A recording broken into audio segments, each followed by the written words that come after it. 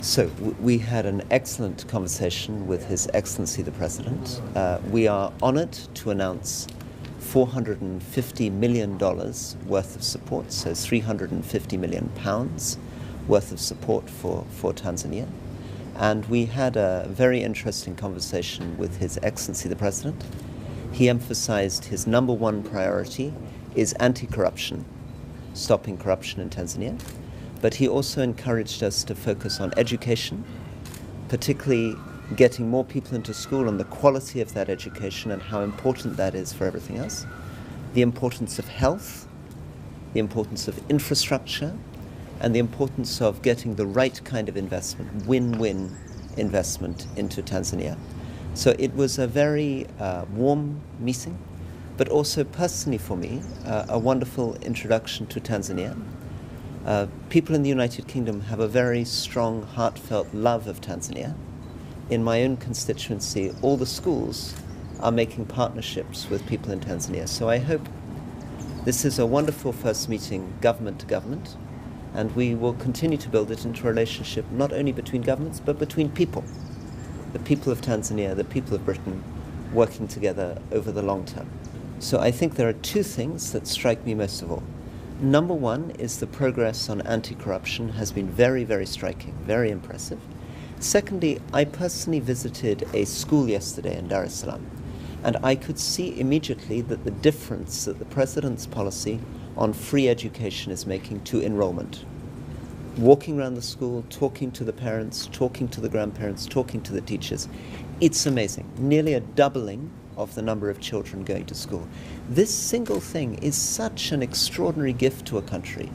You can't imagine that something like that could happen so quickly or make so much difference to people's lives. And education is everything. Education is health, education is business, education is the future, but above all, education is your view of the world. The President is giving a very precious opportunity to people through giving them access to free education. So the support will start with negotiations with the Tanzanian government to get the priorities aligned. This is about the priorities of the Tanzanian government.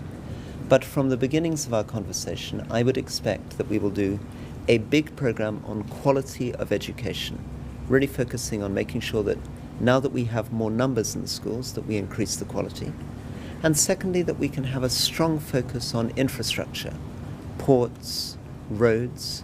Thirdly, a lot in agribusiness. There's a lot of potential in this country to help agricultural businesses develop. His Excellency the President and myself discussed, for example, the potential in things such as the cotton industry, livestock. These are places where we would like to support and invest. This is a grant. This is a grant. We have additional loan programs, so we also support loans through the World Bank and through export guarantees, but the $450 million is a grant.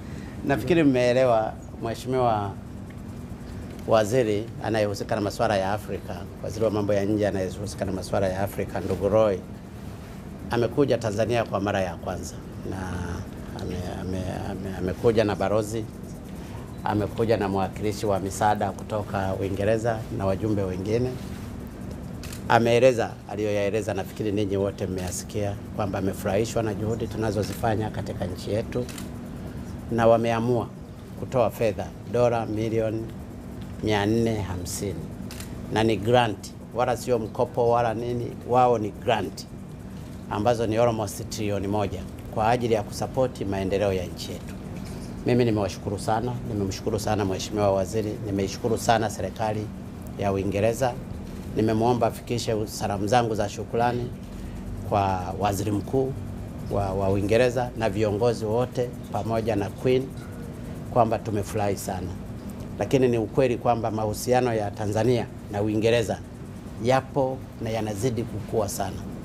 Wawekezaji wengi wanaoongoza kwa uwekezaji katika nchi ya Tanzania ni nchi ya Uingereza. Kwa hiyo tunapoona wawekezaji, investors wengi waliokuja katika Tanzania ni Waingereza, na mahusiano haya yanazidi kujengeka kwa sababu wanaelewa kwamba mahusiano haya ni lazima yajengwe kwa muda mrefu.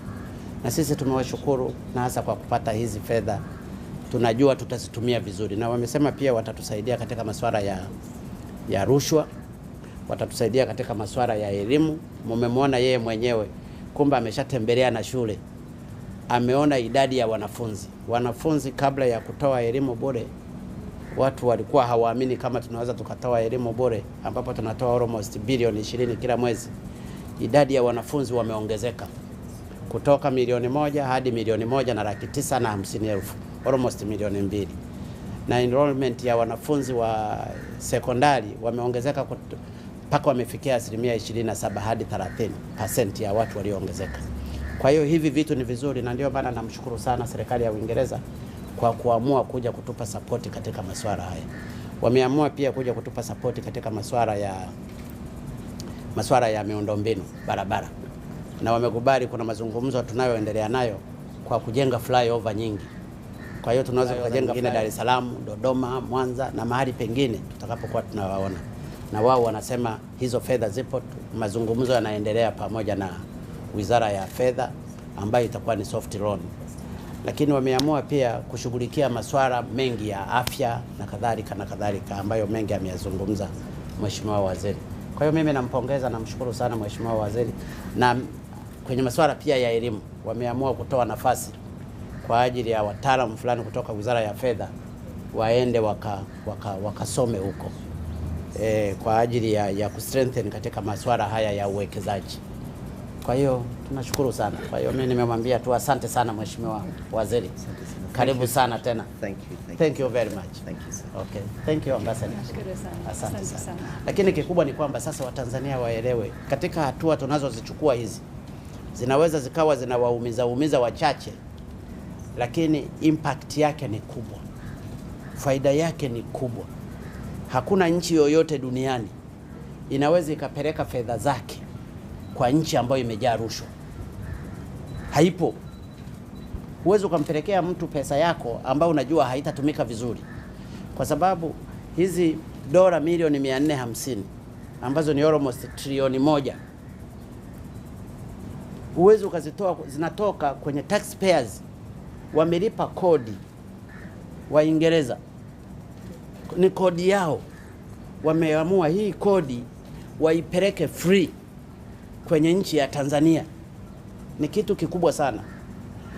Lakini unapopeleka kitu free mahali fulani, ni lazima uwe na uhakika kwamba hizo fedha zitatumika vizuri. Na ndio maana tunawaomba Watanzania waendelee kutuunga mkono katika swala hili la kupambana na rushwa. Rushwa ni ugonjwa mbaya, ni uchafu. Tukijisafisha katika rushwa, nchi yetu itakwenda mbele. Na ndio maana katika hizi juhudi ambazo tumeanza kuzichukua, wapo wengine wanalalamika, lakini matokeo yake ni makubwa. Ndio maana ndugu zetu Waingereza wanaona juhudi tunazozifanya. Lakini nitoe wito pia kwa Watanzania kulipa kodi. Hatuwezi siku zote tukawa tunategemea kodi za nchi marafiki kama Uingereza. Ni lazima tujenge mazingira ya Watanzania kuamini kwamba kulipa kodi ni kitu muhimu katika maendeleo ya nchi yetu. Hili tutaendelea kulizungumza na tutaendelea kuwaelimisha Watanzania waelewe kwa ajili ya manufaa ya Watanzania wote. Kwa hiyo mimi kwa niaba ya Watanzania ninaishukuru sana serikali ya Uingereza